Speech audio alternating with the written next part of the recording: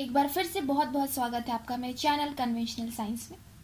Previous जो हमने videos बनाई थी उसमें हमने एंटीजन एंटीबॉडी रिएक्शंस देखे थे, जिसमें मैंने आपको बताया था कि जब एंटीजन और एंटीबॉडी की आपस में इंट्रैक्शन होती है तो 3 तरह के रिएक्शंस होते हैं: प्रिसिपिटेशन, एग्लूटिनेशन और न्यूट्रलाइजेशन।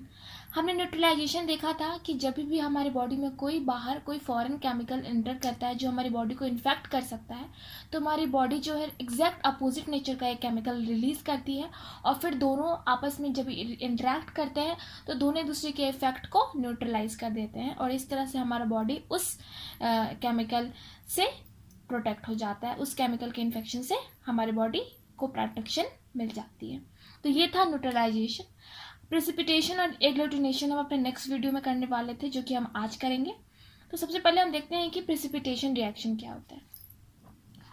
तो देखते हैं, सबसे पहले तो आपको एक वर्ड आता है प्रेसिपिटेट।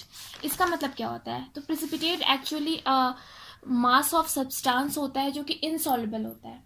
वो हमें कोई भी हम सॉल्यूशन देखते हैं उसमें हमको वो दिख जाता है प्रेसिपिटेट, वो विजिबल फॉर्म में होता है कि हाँ कुछ पार्टिकल्स ऐसे होते हैं जो कि इनसॉल्युबल होते हैं और जिसकी वजह से वो सॉल्यूशन के नीचे जमा हो जाते हैं, उनको हम बोलते हैं प्रेसिपिटेट। ठीक है, तो जो प्रेसिपिटेशन रिएक्शन है वो क्या है? तो it is a reaction between soluble antigen and antibody which results into a visible precipitate formation which is called precipitation reaction और प्रेसिपिटीन रिएक्शन और प्रेसिपिटेशन रिएक्शन। एक्चुअली एक रिएक्शन है जिसमें कि एंटीजन और एंटीबॉडी के आपस में रिएक्शन होती है, तो जो कंपाउंड बनता है, जो कॉम्प्लेक्स बनता है, वो प्रेसिपिटेट बनता है और सॉल्यूशन में नीचे जाके बैठ जाता है।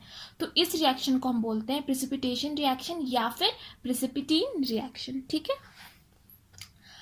अब जो भी एंटीबॉडीज जो है, जो एंटीजन को प्रेसिपिटेट बनाने में समर्थ होती है, मतलब वो वैसी एंटीबॉडीज जो एंटीजन के साथ मिलकर एक कॉम्प्लेक्स फॉर्म करती है जो कि प्रेसिपिटेट हो जाते हैं, तो उस तरह के एंटीबॉडीज को हम बोलते हैं प्रेसिपिटीन्स। ठीक है, precipitation of soluble antigens. Precipitation reaction में सॉल्युबल एंटीजेंस यूज करते हैं। सॉल्युबल एंटीजेंस से जब हमारी एंटीबॉडी इंट्रैक्ट करती है तो फिर दोनों के मिलकर जो कॉम्प्लेक्स बनता है वो प्रेसिपिटेट कहलाता है, जो कि विजिबल होता है हमारी आंखों से। कंडीशन क्या है प्रेसिपिटेशन रिएक्शन के लिए? तो सबसे पहले तो जहाँ मैंने AB टर्म लिखा है, इस AB का मतलब आपको एंटीबॉडीज है, और यहाँ पे एक जो AG टर्म लिखा है इसका मतलब मैंने शॉर्ट में लिखा है एंटीजन। तो इस चीज़ का आप ध्यान रखिएगा। तो antibody must have at least 2 antigen binding site, मतलब जो भी हमारे एंटीबॉडी हम यूज़ कर रहे हैं प्रेसिपिटेशन रिएक्शन में, उसके पास कम से कम 2 वैलेंसी होनी चाहिए, 2 बाइंडिंग साइट्स होनी चाहिए एंटीजेंस के लिए। सिमिलरली एंटीजन के पास भी 2 या 2 से ज़्यादा बाइंडिंग साइट होनी चाहिए एंटीबॉडी के लिए। ठीक है, the reaction occur in the presence of electrolyte at suitable temperature and pressure. ये तो आप जानते हो कि कोई भी रिएक्शन हो, या फिर वो बायोलॉजी में हो या फिर केमिस्ट्री में हो, कहीं भी हो, उसका एक पार्टिकुलर टेम्परेचर फिक्स होता है, एक पार्टिकुलर एंजाइम फिक्स होता है, एक टेम्परेचर, एक pH, ये सब फिक्स होती है। तो उसी तरह ये रिएक्शन भी एक पार्टिकुलर इलेक्ट्रोलाइट और पार्टिकुलर टेम्परेचर और pH पे होती है। ठीक है, it can take place in liquid media और जेल्स। ये लिक्विड मीडियम में हो सकते हैं या फिर जेल्स में हो सकते हैं, लेकिन मोस्टली जो है ये जेल्स में पाए जाते हैं। मैं आपको दिखाती हूँ कि जेल्स में मोस्टली यूज़ होते हैं। यहाँ पे मैंने लिखा है तो कौन कौन से टेक्निक्स हैं जिसमें हम जेल का यूज़ करके प्रेसिपिटेशन रिएक्शन करवाते हैं। तो यहाँ पे कुछ एग्जांपल्स दिए हुए हैं: immuno diffusion, radial immuno diffusion, concurrent immuno electrophoresis, rocket immuno electrophoresis, 2 dimensional electrophoresis and centrifugation. इसके अलावा और भी बहुत सारे होते हैं, लेकिन ये कुछ एग्जांपल्स दिए गए हैं, तो ये आप देख लीजिए क्योंकि जेल्स में ये मोस्टली होते हैं। तो आपने कंडीशन देख ली, आपने डिफिनीशन देख ली। अब देखते हैं, और एक और पॉइंट है, बहुत इंपॉर्टेंट पॉइंट है, वो last but not the least, कि the proportion of antigen and the antibody must be equal. ये सबसे इम्पॉर्टेंट पॉइंट है कि द प्रोपोर्शन ऑफ एंटीजन और एंटीबॉडी बिल्कुल इक्वल होनी चाहिए, ऐसा नहीं होना चाहिए कि एंटीजन ज़्यादा हुआ है, या फिर ऐसा भी नहीं होना चाहिए कि एंटीबॉडी ज़्यादा हो गया, क्योंकि अगर दोनों में से किसी की भी प्रोपोर्शनलिटी एक दूसरे से ज़्यादा हो जाती है तो हमारा प्रेसिपिटेशन रिएक्शन अकर नहीं करेगा। तो ये कंडीशंस तो हमने पांचों देख ली, लेकिन अब हम देखते हैं कि इन पांचों कंडीशन से, मतलब इनके कंडीशन में फ्लक्चुएशन, जितने भी कंडीशन उनमें से किसी भी कंडीशन में फ्लक्चुएशन होने की वजह से हमारे प्रेसिपिटेशन रिएक्शन पे किस तरह से इफेक्ट पड़ रहा है। सबसे पहले तो है कि antibody must have at least 2 antigen binding sites, और एंटीजन मस्ट बी सॉल्युबल इधर बाईवैलेंट और मल्टीवैलेंट, मतलब उसमें 2 या 2 से ज़्यादा बाइंडिंग साइट्स होनी चाहिए और सॉल्युबल होना चाहिए अपना एंटीजन, और एंटीबॉडी के पास भी कम से कम 2 एंटीजन बाइंडिंग साइट्स होनी चाहिए। अब इसका क्या मतलब है, तो मैं आपको इस चीज़ को एक इमेज के थ्रू समझाती हूँ। तो चलिए चलते हैं पहले इमेज पे। तो ये रही वो पिक्चर। इसमें आप देख रहे हो जो फर्स्ट पिक्चर आपको दिख रहा है, ये वाला पिक्चर, इसमें आप देख रहे हो कि आपको जो ग्रीन कलर के पार्टिकल्स है वो अपने एंटीजेंस है, और जो वाइट शेप्ड के रेड कलर के पार्टिकल्स है वो हमारे एंटीबॉडीज़ हैं।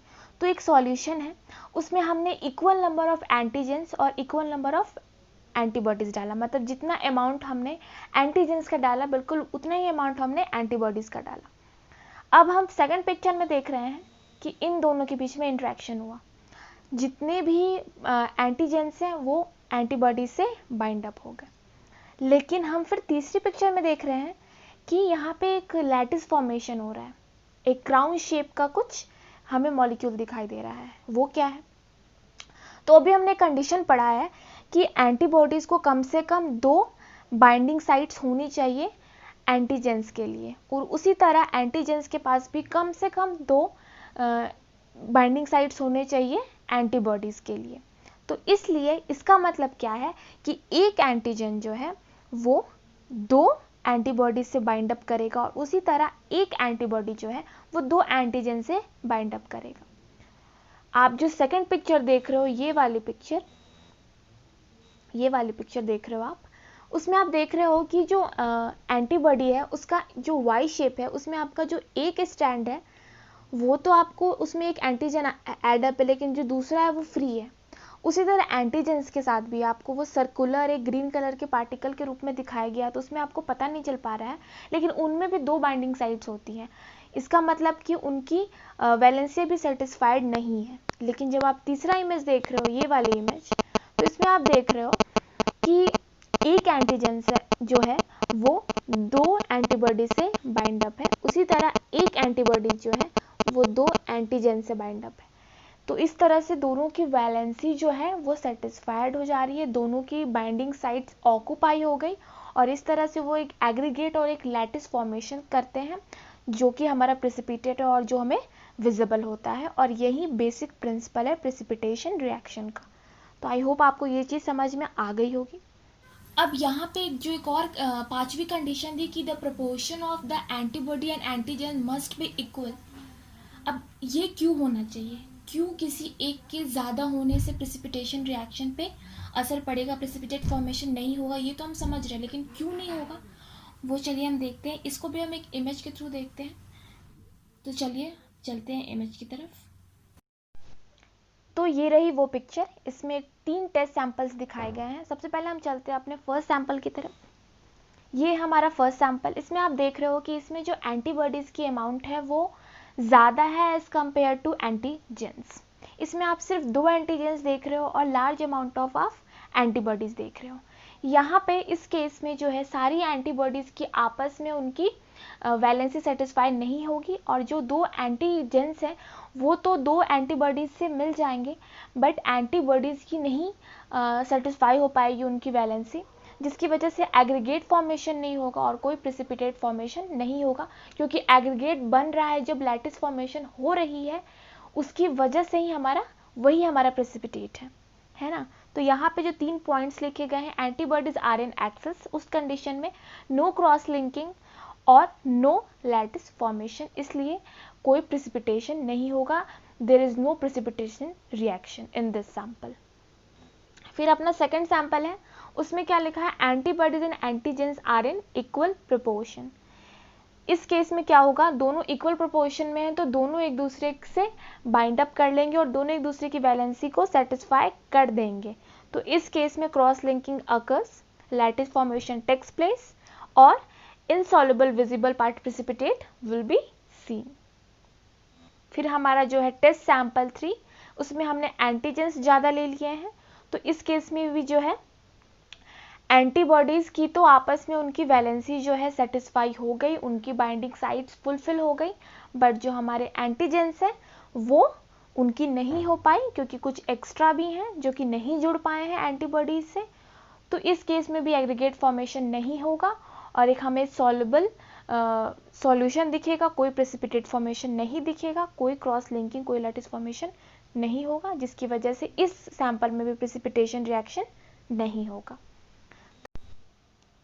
इस चीज़ को हमने एक कर्व बना के एक प्लॉटिंग करी है, हमने एक ग्राफ बनाया, उसके थ्रू भी हम समझ सकते हैं। सबसे पहले तो हम एक टेस्ट ट्यूब की सीरीज़ लेंगे, उसमें हम एंटीबॉडी के अमाउंट को कांस्टेंट रखेंगे पर एंटीजेंस के अमाउंट को इंक्रीज करते जाएंगे लेफ़्ट टू राइट, ठीक।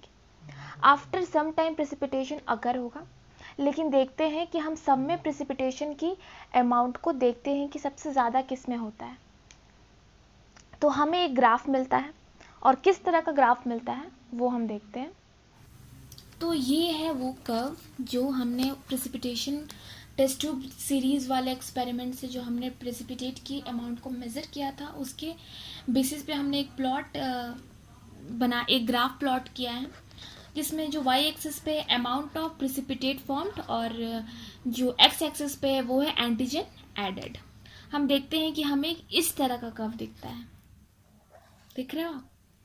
तो जो हमारा फर्स्ट रीज़न है, 3 जोन में इसको डिवाइड किया गया है, antibody excess zone, equivalence zone और एंटीबॉडी एक्सेस जोन। सॉरी, ये एंटीबॉडी एक्सेस जोन है और ये एंटीजन एक्सेस, यहाँ पे गलत प्रिंट हो गई है। तो जो एंटीबॉडी एक्सेस है उसमें भी हम देख रहे हैं कि प्रेसिपिटेट फॉर्मेशन जो है धीरे धीरे इंक्रीज हो रहा है, पर इक्विवेलेंस में कांस्टेंट है और सबसे ज़्यादा जो है इक्विवेलेंस जोन में है, क्योंकि इसमें हमारी एंटीजन और एंटीबॉडी की अमाउंट इक्वल है। उसके बाद जब एंटीजन की अमाउंट ज़्यादा हुई तो हमारा प्रेसिपिटेट फॉर्मेशन धीरे धीरे डिक्रीज होने लगा। तो हम ये देखते हैं कि सबसे ज़्यादा जो हमारी अमाउंट हो रही है प्रेसिपिटेट फॉर्मेशन की, सबसे ज़्यादा हमें प्रेसिपिटेट फॉर्मेशन कब मिल रहा है, जब दोनों की अमाउंट इक्वल है। मतलब कौन दोनों की, एंटीजन और एंटीबॉडी की। तो ये चीज़ तो आप समझ गए। तो ये हो गया पूरा प्रेसिपिटेशन रिएक्शन। अब हम अपने दूसरे रिएक्शन पे आते हैं जो कि है एग्लूटिनेशन रिएक्शन। एग्लूटिनेशन का मतलब होता है क्लम्पिंग। अब देखते हो थक्के थक्के में जम जाता है जब, उसको बोलते हैं क्लम्पिंग। तो whenever a particulate antigen interacts with its antibody it would result in clumping और at agglutination of the particulate antigen. यहाँ पे एक टर्म यूज किया गया है, पार्टिकुलर एंटीजन्स। तो ये क्या होता है, जब भी किसी भी सेल्स पे फॉरेन पार्टिकल्स या एंटीजन पाए जाते हैं तो उस तरह के सेल को हम बोलते हैं पार्टिकुलेट एंटीजन। मतलब कोई भी सेल, जैसे कि वायरस हो गया, मैमल सेल हो गया, फंजाई सेल्स हो गया, जैसे कि एक पार्टिकुलर किसी भी ऑर्गेनिज्म का सेल है, बैक्टीरिया, वायरस, कोई भी सेल, और इसके ऊपर अगर एंटीजेंस पाए जाएं तो इस पूरे कॉम्प्लेक्स को हम क्या बोलते हैं, पार्टिकुलेट एंटीजन। तो उस तरह के एंटीजन के लिए एग्लूटिनेशन रिएक्शन होता है। तो जब एक पार्टिकुलेट एंटीजन इंटरेक्ट करता है किसी एंटीबॉडी से तो उनकी क्लम्पिंग हो जाती है, ठीक है, उस पार्टिकुलेट एंटीजन की, ठीक है। तो ये हो गया definition. The antibody involve in bringing about the reaction is called agglutinin. जो एंटीबॉडी क्लम्पिंग करवाता है, जिस एंटीबॉडी के थ्रू जो हमारा पार्टिकुलेट एंटीजन है उसकी क्लम्पिंग हो रही है, तो उस एंटीबॉडी को हम बोलते हैं एग्लूटिनिन, ठीक है। Clumping of insoluble particulate antigens, यहाँ पे जो क्लम्पिंग होती है वो इनसॉल्युबल पार्टिकुलेट एंटीजेंस की होती है, जबकि जो हमने अभी पढ़ा है अपना रिएक्शन प्रेसिपिटेट रिएक्शन, वहाँ पे मैंने लिखा है प्रेसिपिटेशन ऑफ सॉल्युबल एंटीजेंस। तो इस पॉइंट को आप एज अ डिफरेंस में यूज़ कर सकते हैं एग्लूटिनेशन और प्रेसिपिटेशन रिएक्शन के, ठीक है।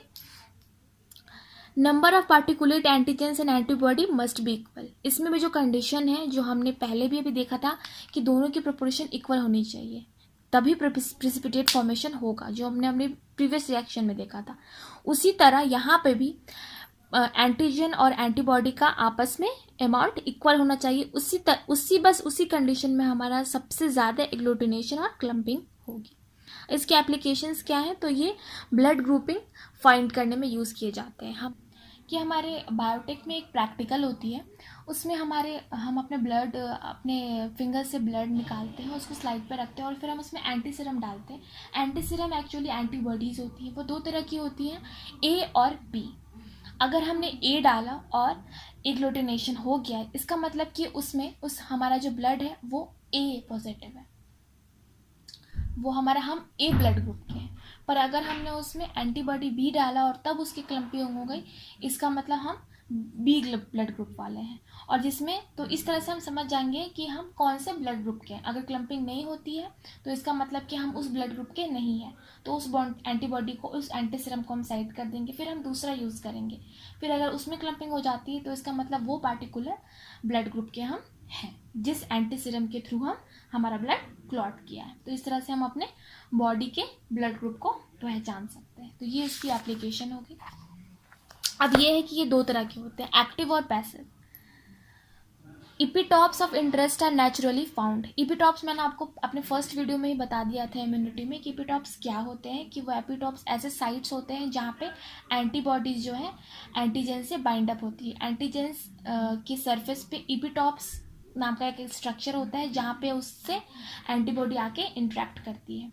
तो इपिटॉप्स जो है अगर नेचुरली फाउंड है, एपिटॉप्स ही वैसा जगह होता है जहाँ पे एंटीबॉडी इंटरेक्ट करती है, और जब एंटीबॉडी इंटरेक्ट करेगी एंटीजन से तभी तो कोई भी तरह का रिएक्शन होगा, तभी एग्लूटिनेशन, प्रेसिपिटेशन, कुछ भी।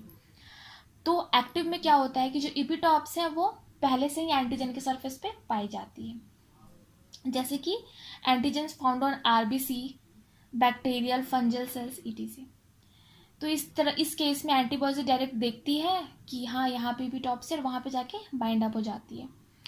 लेकिन और इसका एग्जाम्पल क्या क्या है कि वाइडल टेस्ट, टाइफॉइड में हम इसका यूज़ करते हैं टेस्ट करने के लिए हमें टाइफॉइड है कि नहीं। उसके बाद से ब्लड ग्रुपिंग में भी हम इसका टेस्ट करते हैं।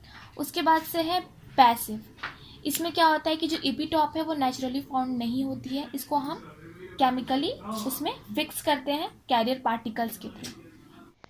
तो ये रही पैसिव एग्लूटिनेशन के आपको इमेज। इसमें आपको जो ब्लू बॉल्स दिख रहे हैं वो है कैरियर पार्टिकल्स। कैरियर पार्टिकल्स में आप लैटेक्स, पॉलिस्टरीन का यूज़ कर सकते हो। फिर एक एरो दिखाई गई है जिसके ऊपर आपको येलो कलर के कुछ पार्टिकल्स दिख रहे हैं, वो एक्चुअली सॉल्युबल एंटीजेंस है। वो क्या करते हैं, वो कैरियर पार्टिकल्स के ऊपर बाइंड अप हो जाते हैं। उसके बाद से उस कैरियर पार्टिकल्स विद एंटीजेंस पे एंटीबॉडीज आके अटैक करता है और उन एंटीबॉडीज के साथ, उस एंटीजेंस के साथ मिलके बाइंड अप हो जाता है।